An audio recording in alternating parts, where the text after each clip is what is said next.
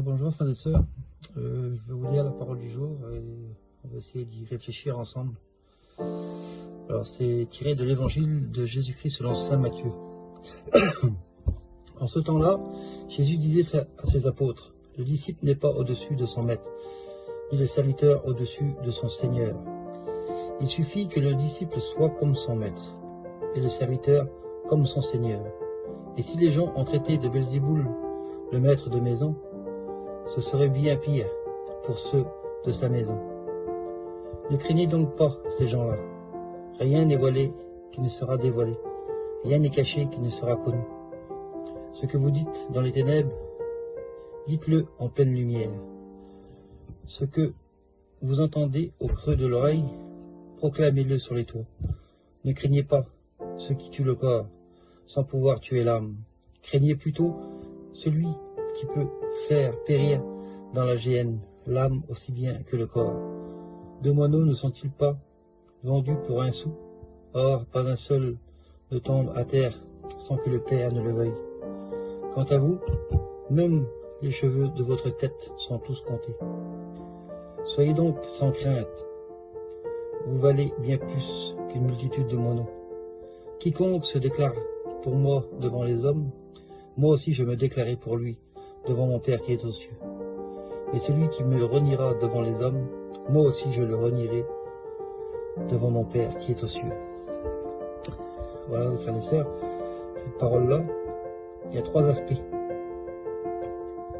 C'est le serviteur qui n'est pas au-dessus de son Seigneur, le disciple qui est au-dessus de son maître. Il suffit que le disciple soit comme son maître. Le premier aspect, c'est bien lire l'évangile. Celui qui est bien formé comme son maître.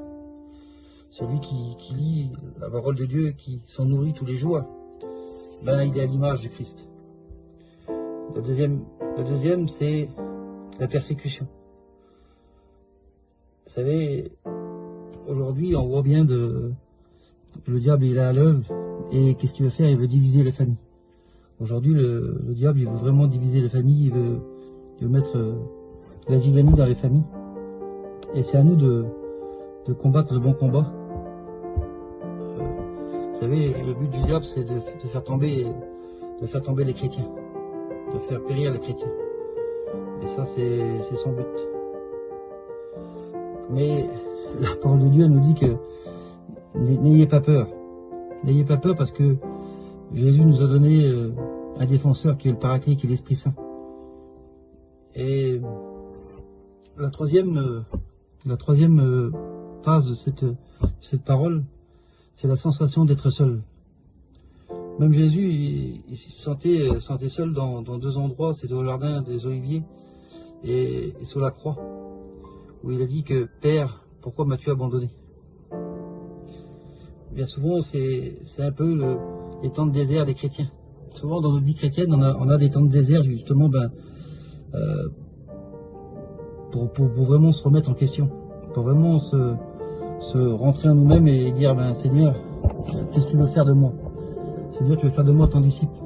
Mais un disciple, c'est pas celui qui parle pas de Jésus, bien au contraire, c'est celui qui proclame que Christ est mort et ressuscité. Alors, frères et sœurs, dans cette journée, n'ayez pas peur de proclamer Christ. Car vous êtes des chrétiens, et un chrétien, c'est celui qui parle de Dieu. Saint Paul nous dira, malheur à moi si je n'annonce pas l'évangile. Alors annonçons cet évangile, cette bonne nouvelle, que Jésus-Christ est ressuscité dans nos vies. Amen. Frères et sœurs, merci. Au revoir.